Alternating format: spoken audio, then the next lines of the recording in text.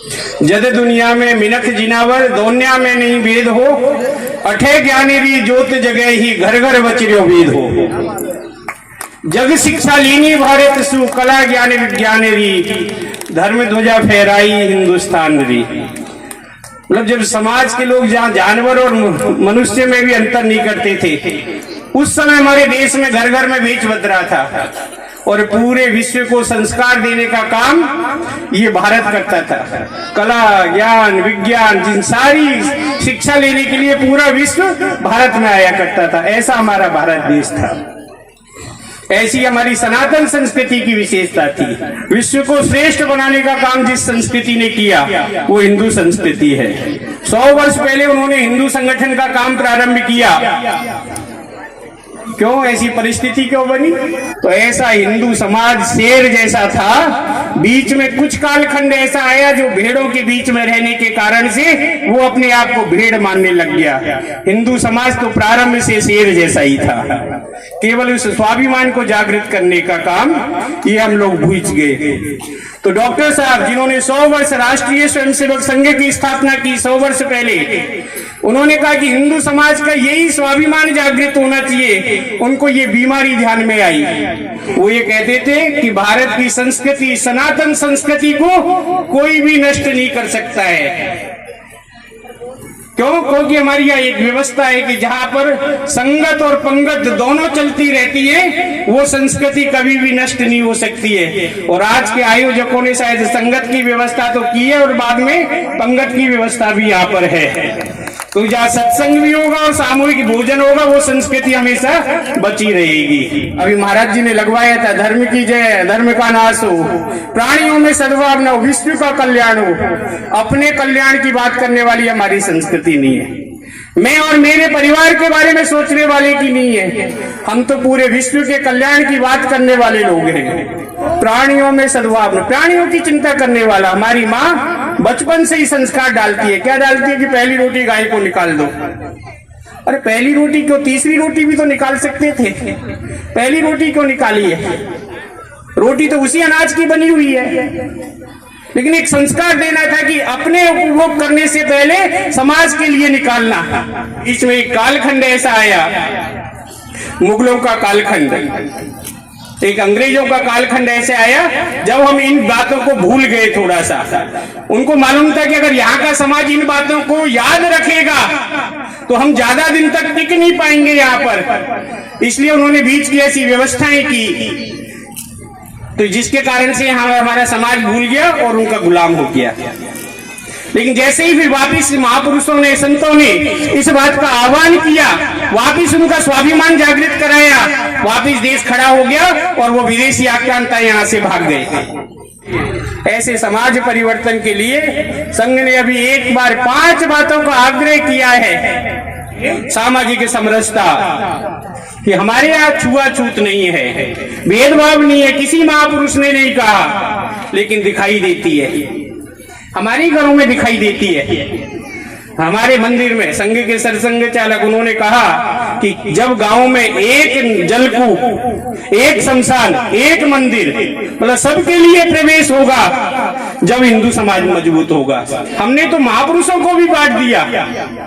वो महापुरुष अब जन्म है तो जन्म तो किसी न किसी जाति में होगा ही होगा, लेकिन उन्होंने जो काम किए वो समाज के लिए किए, इसलिए समाज ने उनको महापुरुष माना। तो वो समाज के महापुरुष है, कोई एक जाति विशेष के नहीं है। इसलिए किसी भी महापुरुष की जयंती हो, सारे समाज के लोग एक साथ आकर उसमें सहभागी करें। तो हमको देखना चाहिए हम सबके लिए समानता का व्यवहार करके रख के चले। तो एक सामाजिक समरसता, एक पर्यावरण की बात आई है।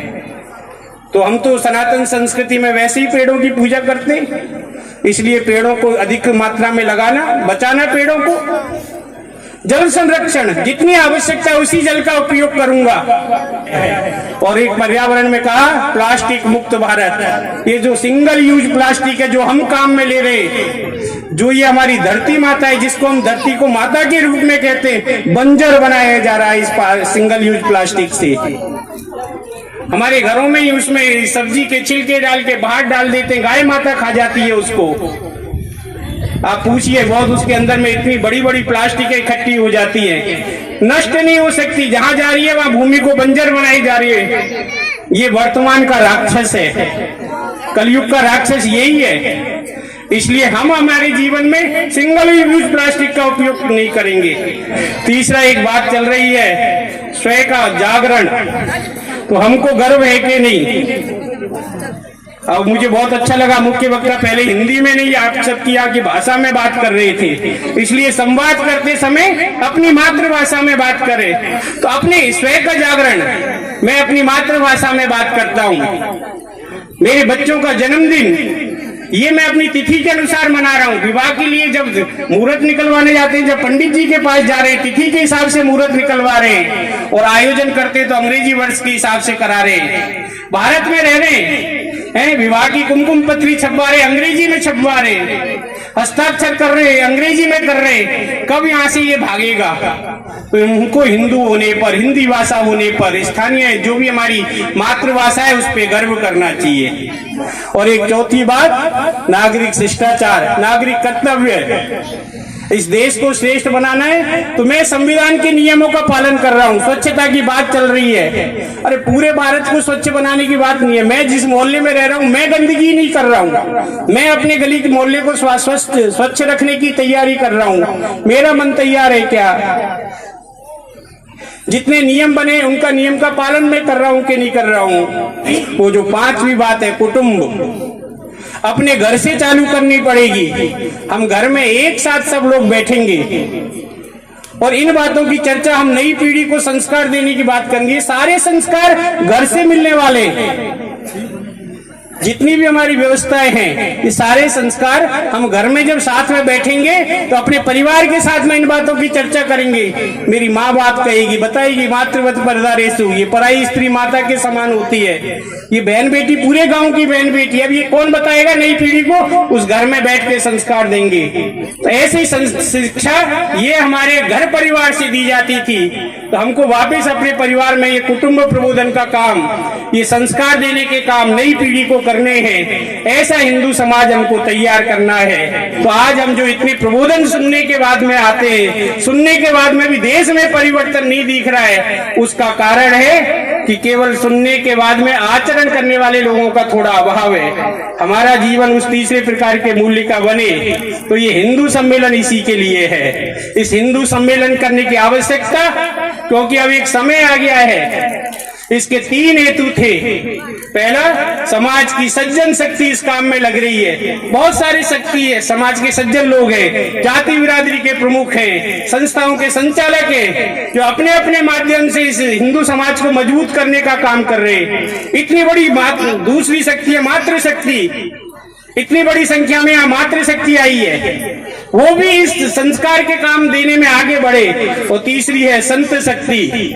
ये तीनों शक्तियां, संत शक्ति, ये भी इसी संस्कार देने का काम कर रहे हैं। अब ये समय आ गया है भारत को विश्व गुरु बनने का। ये सारी सनातन संस्कृतियां संत कहने लग गए। अब इन तीनों शक्तियों को मिलकर इस सनातन के काम करने के लिए आवश्यकता है। ये तीनों शक्तियां मिलकर समाज के जागरण का काम करें। इसके लिए इस 100 वर्ष के बाद में ये हिंदू सम्मेलनों की आयोजन करने की आवश्यकता पड़ी है। ये हर 5-6 गाँव में, गाँव में, बस्तियों में, पूरे राजस्थान में आज जैसा अपना एक कार्यक्रम हुआ है, ऐसे 7,500 हिंदू सम्मेलन होने वाले हैं और हिंदू यज्ञ है ना।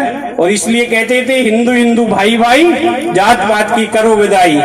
और एक जो नारा है, हम सुधरेंगे युग सुधरेगा। इसके साथ में इन सब बातों का हम करें, अपने मन में, अपने व्यवहार में लेके आए। और हिंदू समाज जहाँ संगठित है, ये हिंदू समाज का संगठन किसी को डराने के लिए नहीं है, कोई विधर्मियों को डराने के लिए नहीं है। इसलिए हमको संगठित रहना है। हमको हिंदू समाज के स्वावलंबन के लिए, स्वस्थ रहे हिंदू समाज, समर्थ बने, इसके लिए हिंदू सम्मेलन है। ये इसलिए हिंदू संगठन का काम कर रहा है। इसलिए जहां हिंदू की बात आएगी, हम अपने 2 कामों को छोड़कर वहां पर ऐसे समय पर उपस्थित होंगे।